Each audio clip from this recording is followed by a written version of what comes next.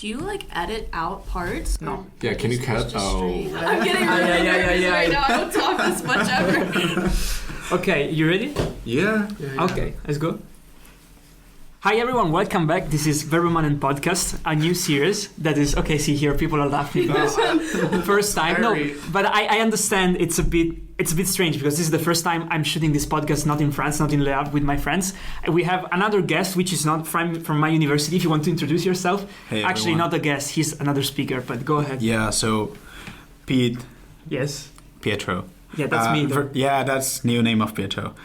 Recruited me as a new co-host apparently during our year here in Korea. My name is Cerny. He can speak basically all the languages in Europe, so that's why I thought. That's cap.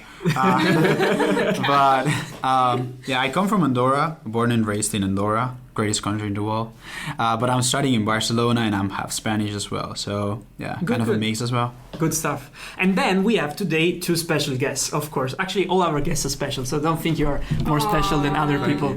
They are. There you go. If you want to introduce quickly yourself, I don't know your name, where are you from? I see All right. Sorry. the energy you have. Yeah. Let's I go. want to go, man. Like, Oh, you want to go home? No, do this podcast. I'm Nolan. I'm from the United States, so I'm from Colorado. Born in California, moved to Colorado. Now I go to school in the great state of Omaha, Nebraska. Wow. Yeah. I'm sure all our listeners know where Nebraska is. Yeah, it's in the middle of nowhere. There you go. Pietro asked me to be on here, or I kind of more so just forced myself to be here. He said, we're going to pick this podcast up again. And I looked him in the eyes and said, I'd love to be your first guest. Wow, so, thank you very much. Yeah. I was almost crying when you said that. It was amazing. And Very now I'm touching. here, so. And then? All right, I'm Mackenzie. I'm from the States, but I'm also half Korean, and I'm an international student here full time. Cerny asked me to be here because of my half Korean, half American background, and I guess same for Nolan too. Yeah, I'm We're also vibing with that. Yeah. Yeah, actually, it's quite fun because we didn't really plan on this, but it happened. So adds to the show, I guess.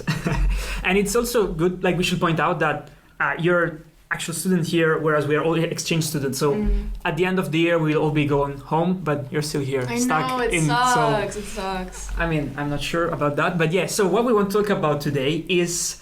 We call these episodes bursting out the bubble. And the main idea is that as exchange students or in general as international students, we might be in bubbles and we don't really integrate in the Seoul community that much. Of course, we cannot meet everyone because there is 10 million people here. But at the same time, we do tend to hang out kind of with specific people. And so at first I was wondering if you could talk with us a bit about before coming here. Would you consider yourself a sociable person in whatever place you used to call home before coming here? Yeah, I mean, definitely no. Yes and no. I mean, we kind of talked about this before the podcast, but when I want to be sociable, I definitely need to force myself to get out there, get out of my comfort zone, and start meeting new people and introducing myself, being the first person to initiate contact. Back home in the States, I pretty much had like no friends my first year of college. So the dean of my college thought I had no friends and I wanted to transfer out. But the second year I decided to stay and I was like, all right, I had to change my whole mindset to this super sociable guy. And I started I would watch videos on like how to overcome social anxiety because it's something that I had really bad and I still get it. But I mean, it was crazy because I really put myself out of that comfort zone and I kind of created a new mode where I will go out there and talk to new people and be like, okay, I don't really care what this person thinks because I just want to meet new people and introduce them. So like at home, I'm not the most sociable person, but if I try, I can be. But I guess you need the motivation of your dean roasting you. So yes, no, I need the motivation of my dean and my let's go. Parents being like, wow, this guy's a loser, to just like prove that's him rough. wrong. That's so, rough. Wow. No, yeah, it's tough. It's tough. But then like I met new friends my beginning of my second year, and it's good when your parents are like, I think you're starting to have too much fun now. Reel it back. That's the validation there. The socialness, and I was like, I did a good job. And honestly, since then, I've like just become reverted back to my introverted self, back at home at least.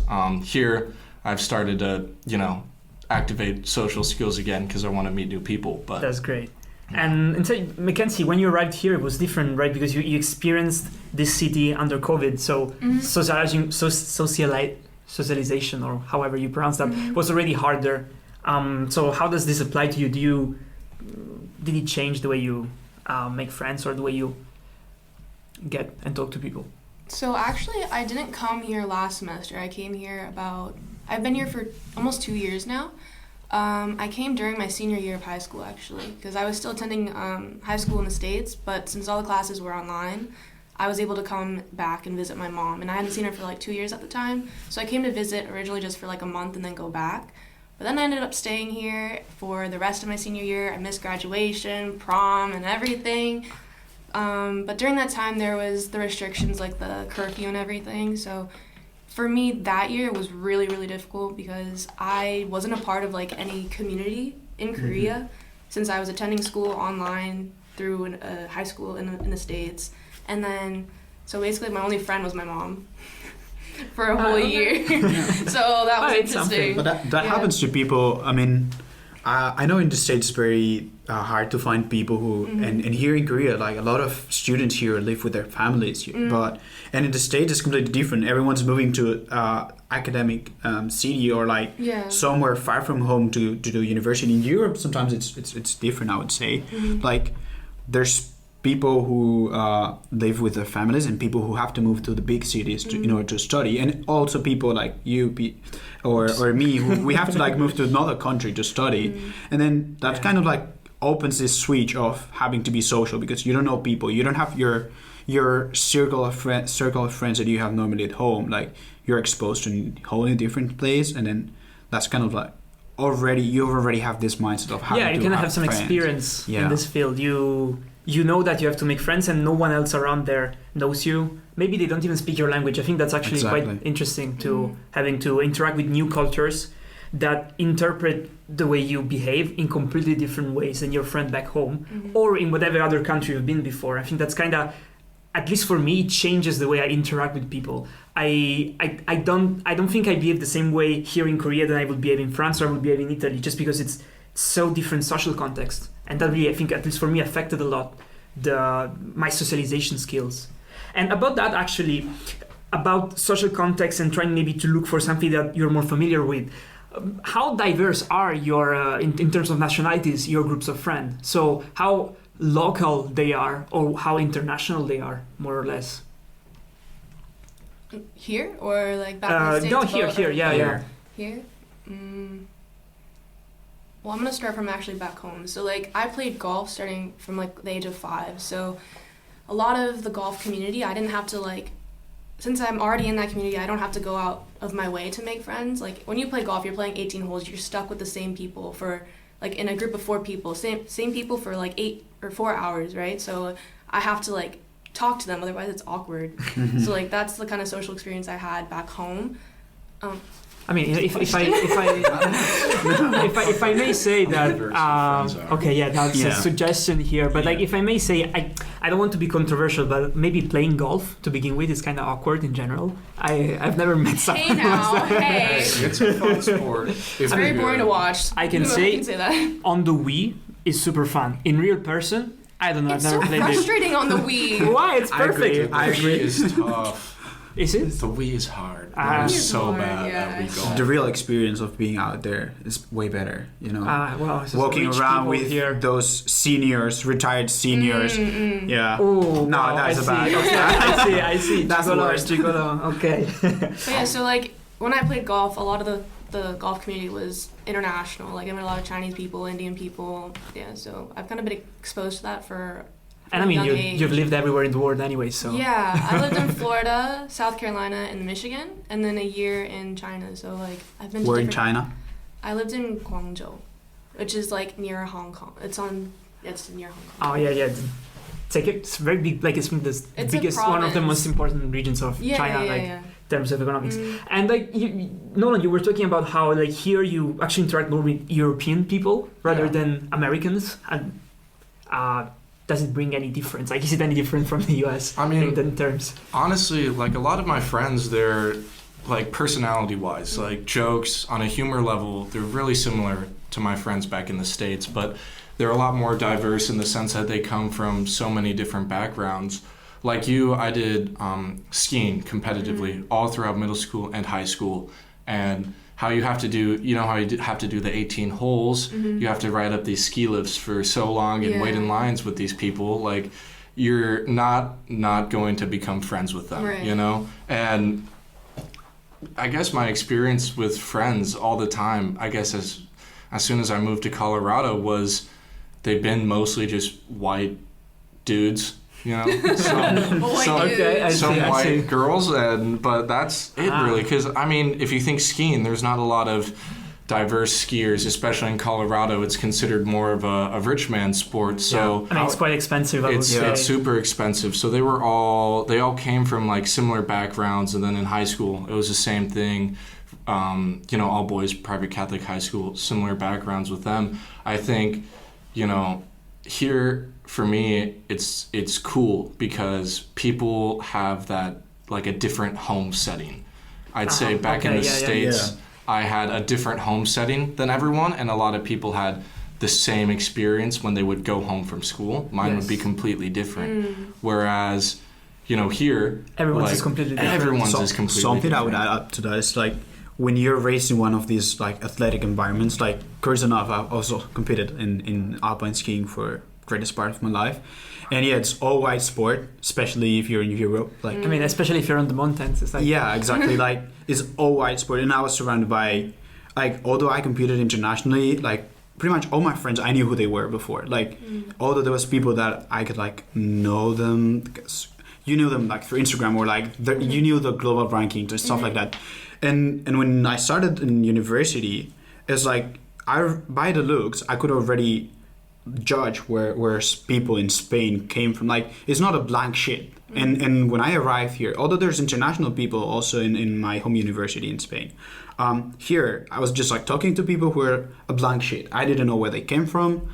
I didn't know what they were up to. It was hard to adjust your social settings to them. Exactly. Yeah, it's like completely different because you're gonna do. I think it's really bad to judge before. Obviously, that's but we'll do it. You need some context as well. Yeah, like, exactly. You don't have context, and you don't know. The only thing you know when you arrive here is okay. It's a student, exchange student. That's the only thing you know. Yeah.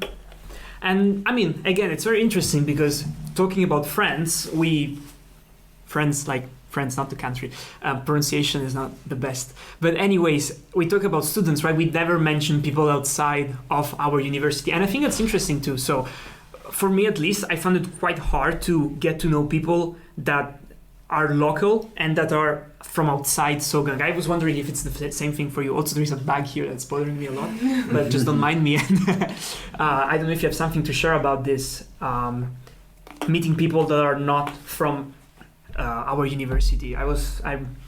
You were talking about how, I mean, you party often, so you have a lot of bartender friends, which is smart and it's something useful. The friend group that I'm part of right now, actually, there's 4 French people, so they have their like own little group. But I think, they have their own little group. So then somehow, like my American friends, like Kaya was telling you, and then this other girl, Andrea, they became friends with them. So like, and they go to Seoul National University. What are you guys doing? No, nothing. Chilling. I have this thing where I try to grab them with one hand. And I'm a bit distracted by that, but go ahead. I am 100% focused. That's like the only way I've met people outside of Sogang, like besides the bartender people. But that's just because I go partying, and like since I live in a share house, my roommate, he's a 20-year-old Korean guy, and his like outside of work, his only thing that he does is partying, clubbing. So then I actually met the bartender through him. Okay. Okay. And what about, because you actually have completely different lifestyles, right? Like you live inside university. Yeah, we have to mention like Pietro and Mackenzie, they're living outside of the campus, like shared apartments or shared houses. You don't really have the incentive to like make friends outside of Sogang, though. No, not really. You're not even given the opportunity to. No. You're not given the opportunity, and everything is kind of. You don't really need to try that hard either, because you see them every day for breakfast and stuff at the dorms and everything. Like, I love seeing Pietro because I don't see him all the time. Oh, thank you very much. Yeah, I mean, all my friends in the dorm, like Gonzaga, I see on a daily basis. So, you know, there's not really much of an incentive, like you were saying, to go out and like get out of that Gonzaga bubble. Especially me, I'm only here for a semester, so I don't really feel the need to go out and activate, you know, all the social skills that I do or do not have, depending on who you talk to.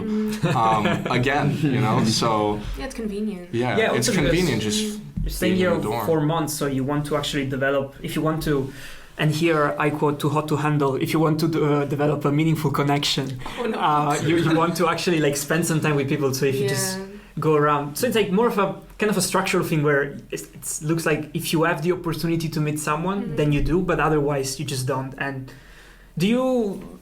So we're kind of in some form of like a passive bubble where we don't really decide when we are in the bubble, we're not, but a lot of stuff kind of pushes us into one. And I was wondering, what do you think about this? Is it something positive for you or something negative to be around people that are quite close to you? Is there any negative aspect to this in terms of not experience diversity or like some potential opportunities that you think you're losing?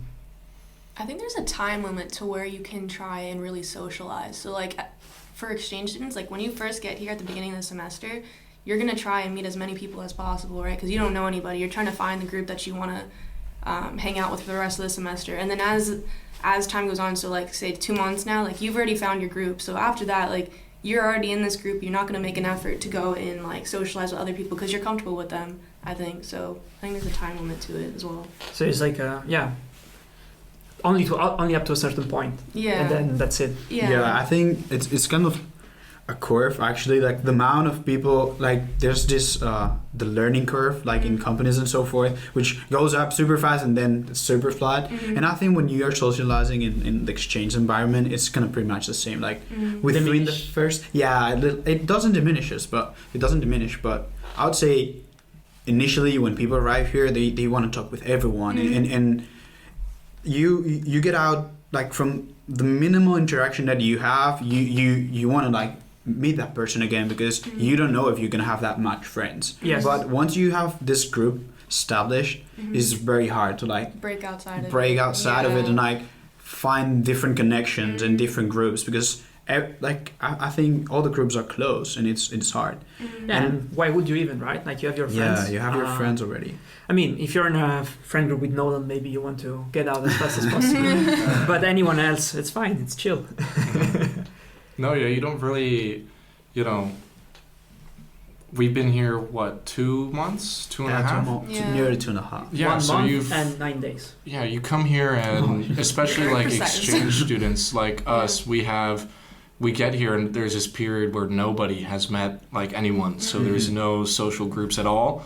And, you know, so everyone's kind of on the same boat. So you can kind of take comfort in that when meeting new friends and getting out there. But you know, weeks go by and these social groups start getting formed and you get more comfortable with your friends. You know, like what to talk about, like what to say to make them laugh, you know, their interests. And there's not really an incentive, like you guys were saying, to go out there and meet, you know, join like a different social group, whether you want to or not. I know that like if you guys are friends with me, you know, it kind of sucks being the second handsomest guy in the friend group. So for you, yes, I'm sorry. I'm sorry. So you might want to leave, but you know, for me, I feel no reason to get out there and meet new people just because I'm so comfortable around all of my friends at this point. But at the same time, you were. Oh no, sorry. No, say. So on top of that, like apart from having like the group of friends established, do you feel that you're missing opportunities of doing plans that you wanted to do before or you had in your bucket list, and then you realize that because you want to spend time with these people and you have to readjust a little bit which activities you want to do whilst here on exchange? Have you had that experience of not like initially wanting to engage to everything that the group was doing, but then I don't know, having this feeling of God and be like, I'm not